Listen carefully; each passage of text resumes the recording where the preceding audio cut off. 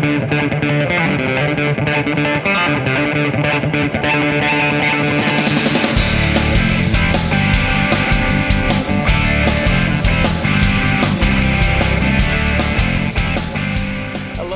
back to Focus on Arts. Thanks for joining us. I am here with my friend Rob Reichman. He is an attorney. And Rob, once again, thanks for being here. I know it was a long drive.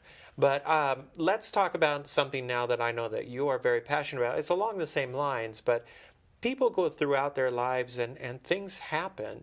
And I know that in a lot of cases, people will try to act as their own legal counsel. I mean, it happens all the time. Mm-hmm. Isn't that right? That is right.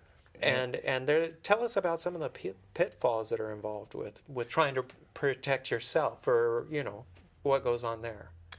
Well, I would say first and foremost that if there's ever an event in your life where there are significant rights involved, significant monies being exchanged, anything of great importance that may involve documents, agreements, things that really impact your life, work, whatever. Sure. It's always really important to consult with an attorney because you can have a brief conversation with an attorney and learn oftentimes so much that can protect you in advance of committing and doing something or signing something. That may cost you a lot in the long run had you not looked into this with competent counsel, because people sometimes think that, I've watched a lot of TV shows that deal with law, I've seen law movies, I know what's going on, and the fact is maybe you do, but more likely you don't, or more likely you don't have the full picture and the details. That makes a lot of sense. So if somebody were to call me and say, hey, I like what you've written, we want to get you under contract, I would run directly to an attorney at that point. Absolutely. You want to have independent counsel. And what you'd like to avoid is the person who's making this sort of offer will sometimes say, I had my attorney prepare this, so I know it's okay.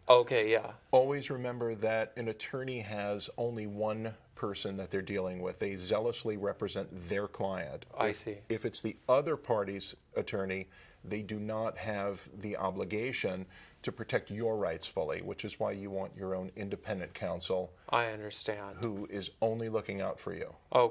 And I think that that's also going to be very important if somebody is making movies, especially if they start to become a little bit famous, because there's so much that goes into it, like overseas rights and stuff like that, and stuff that I know nothing about. I did hear of one guy who had made a movie and it was very good, and he had tried to protect it, but the next thing you knew, it was being sold on the streets of China and everywhere. Is there anything that can be done to protect yourself from overseas sort of piracy?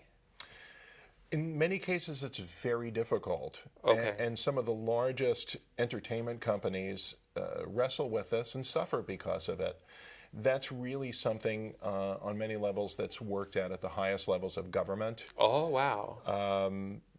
Trade agreements and so forth, and ambassadors and diplomats and so forth, trying to work with some countries. There's a lot of significant difficulty in Asia, really controlling that, and the fact that some of the countries just refuse to police it.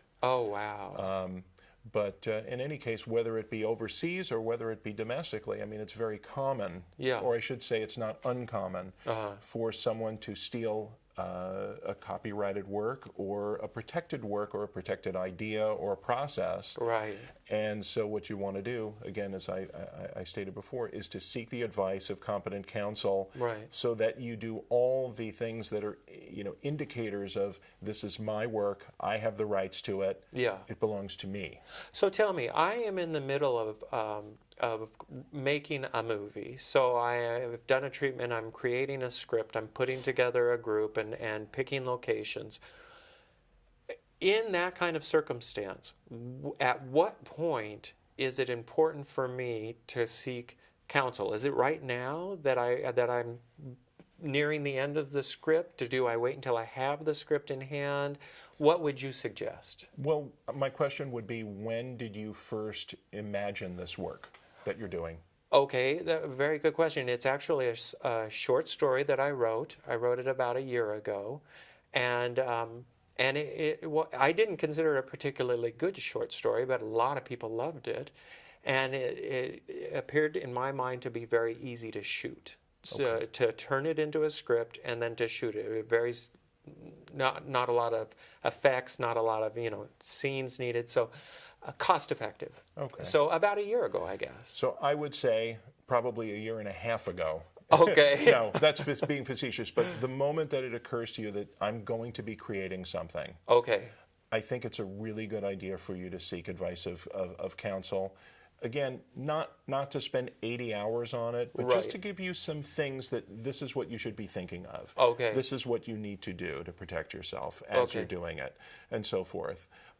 It's never, well, I shouldn't say it's never too late, but the sooner the better. Okay. So if you haven't sought counsel, obviously now is the time. Okay, all right. And I think that, correct me if I'm wrong, but does that actually stand, like if I come to an attorney and talk to them about what I have and sort of pay for this initial consultation, is that actually something that then we could go to court about and say, well, he came and talked to me at this point. This is when I became aware of it.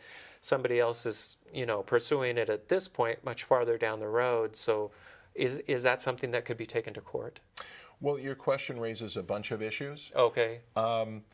Generally speaking, when an attorney goes to court, they don't like to be the witness in their case. Oh, okay. Which is because it could disqualify them. Oh my gosh. From the litigation, actually, in certain circumstances. Okay.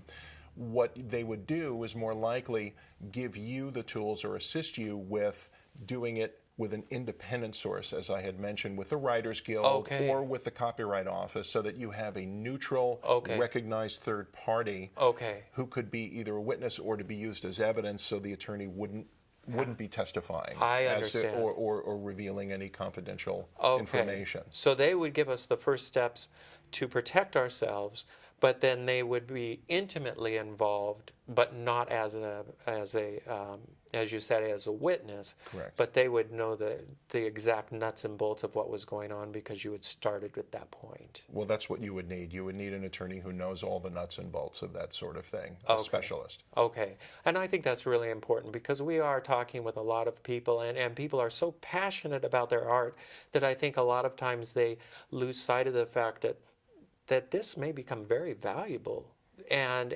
they may lose the rights to something that they've poured their heart and soul into if they're not careful. Right. I'm a firm believer in representing artists and so forth, especially in the case of, like myself, you love artists, you respect art and the work. Let the artist create freely without having to really consider too much how to protect themselves and so forth. That's why you hire the counsel to do that and let the artist create. I think that's great. I think that's great advice because then they can just be free and do what they have to do.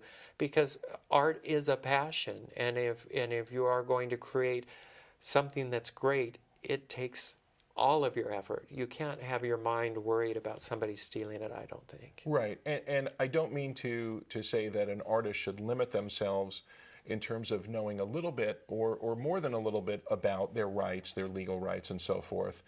But I think that they shouldn't be preoccupied with it. They should rather have someone who is preoccupied with it, who's skilled, who knows how to protect them, so that the artist feels protected, confident that their rights are in place, and that if anything should go wrong, they're in a good spot. You bet. And then they're in a place to express themselves as freely as they want, and hopefully come up with something that's beautiful. Hopefully. Okay. Well, Rob, it's been a real pleasure having you on here. You've just been a wealth of knowledge. I really thank you. I think a lot of people have learned a lot. I have learned a lot. And I'm going to probably call you later about my film. So we've got that happening. Great. So, but anyway, thank you so much for being on my show. Thank you, Patrick. Okay. My pleasure. And hopefully I'll have you back sometime. Great. Okay.